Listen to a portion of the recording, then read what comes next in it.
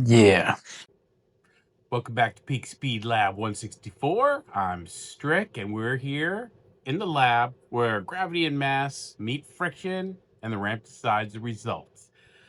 So we're going to continue with our series, this exotic envy series. We're on car 4 of 5, and it's kind of like the Hot Wheels Premium / car culture / real riders / exotic envy. So what is number 4 of 5?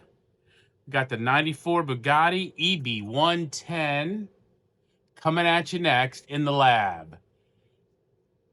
Again, we got, looks like it's floating there in the package. So we'll do the usual package view, same as always with the others. The other three.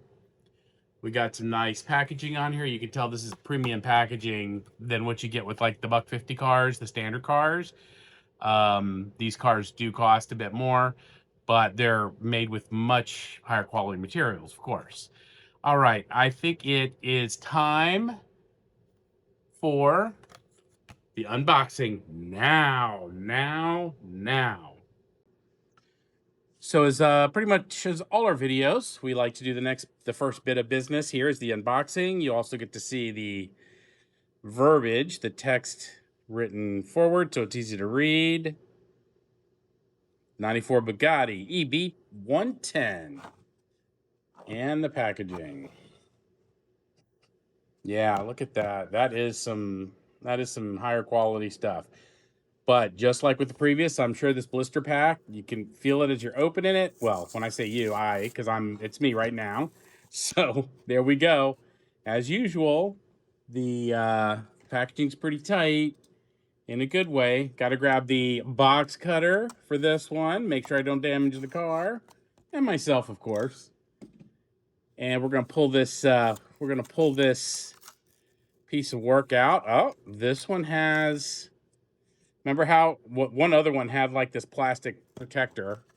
This is the second one in the series that does. Set it down. The Bugatti. The color scheme of these cars are always really pretty rich. Next, close-up view time. So I'm going to try to do this without, like I said, half the time I don't know if that's the camera shaking or if that's me, but I want you to kind of see this vehicle up close. You can see the detail there from this exotic envy vehicle, number 4 or 5 in this set. I always like it when they have little details that make it look a little more real, like the license plates are pretty cool and they have the right emblems, that kind of thing. Love this color scheme. It's dark, very nice blue. Gotta do a view from the top. We're gonna see if we could see anything on the inside. Sometimes it's tough to get that in there because of the reflection of either the light or just of the plastic. See any other details on the top. Got a nice hefty spoiler there. And then, of course, we've got the made in, yep, I was going to say Thailand. It's probably might have all been made even at the same time. And as usual, metal, rubber, because it's a real Riders. And it's a higher end one. You can probably hear the pups barking in the background. They were just watching the Derby. So we got our one of our dogs loves to bark at animals on the TV. It's always kind of funny and fun. All right, I think it's time to put it through its paces. So we're going to do the measurements as usual. We'll do the 20 warm-up laps. We'll do the 10 official laps. Get all the data entered. We got the track geometry down, of course. And then we'll see how this Bugatti, oh, excuse me. We'll see how this Bugatti compares to others in its class.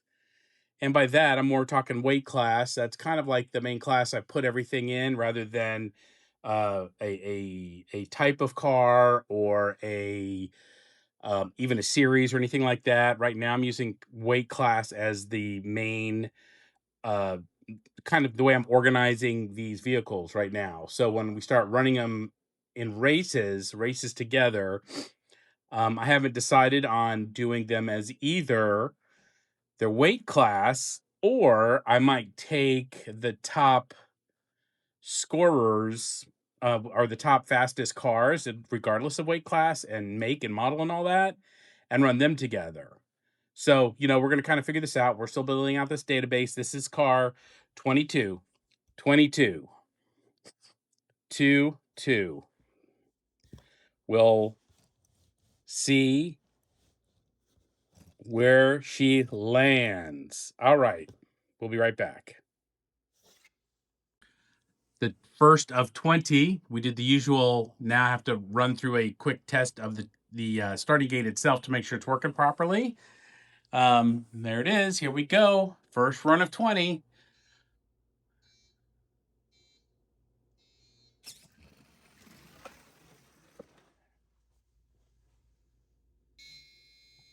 Wow, slow. Once again.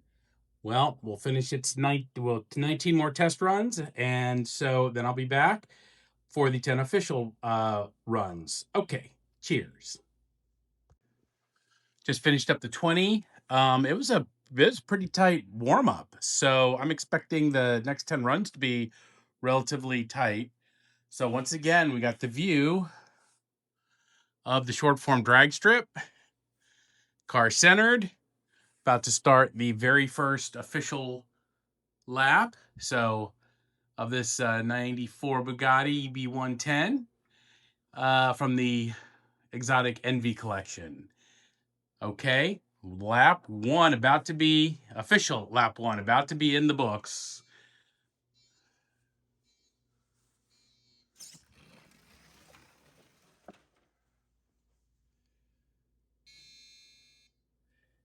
Woo!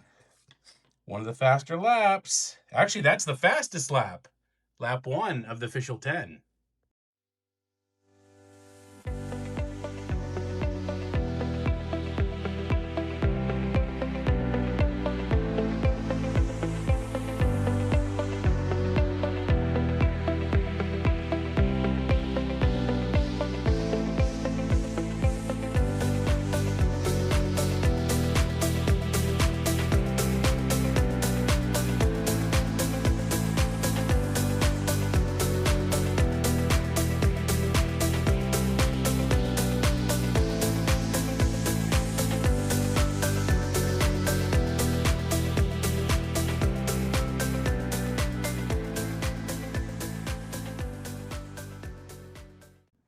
We are at lap 10. We've got the couple of the fastest laps for this vehicle during these 10 official laps. It's usually the fastest lap for a lot of the first batch of cars was the very first lap, but this one seems to be getting, I don't know, a little faster. But I wonder if the squirreliness too, between the front axle, a little bit of axle play. Actually, it's and then no axle play in the back, or is it the other way around? I have to go back and look at my notes. All right, 2.042 for the lap 10. All right, we're gonna average these bad boys up. As you see right here, we've got a couple of notes. You see the temps and the humidity right now, and some of the results from the warm-up laps on the right, where it says F to S, which is fast and slow. And then the 10 official laps, and in slot 10, we'll be putting that 2.042. All right, we'll be back.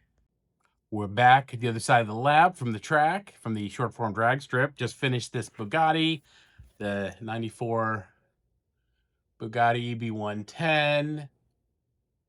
I wish I could get better focus and closer up right now. Sometimes it works, sometimes it doesn't. Anyway,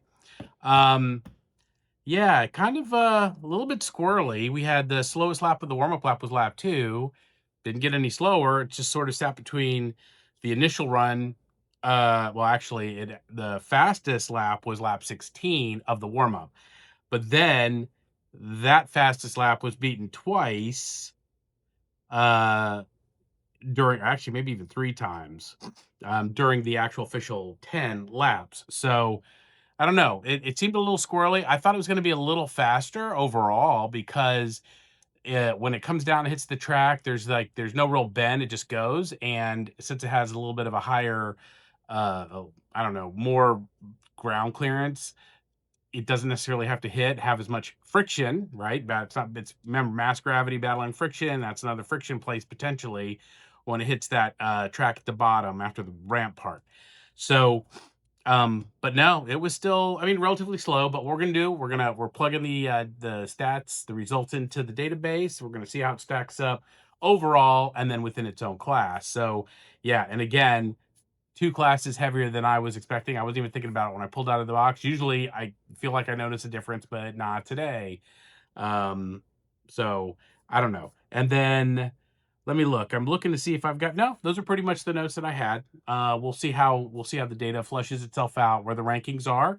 As usual, I'll put that information in the description for the video. If anybody else would feel like commenting, I would appreciate it. If you want to see what we're got coming up next, if you happen to see other videos and you see, I had a queue of cars, got quite a lot of cars to get through. If there's anything special you want to see, let me know, and then I'll run it. If I don't have it, maybe I'll try to get it. Depends on what you're asking for. If anybody's asking, also, I'm hoping that you'll like and subscribe. That helps.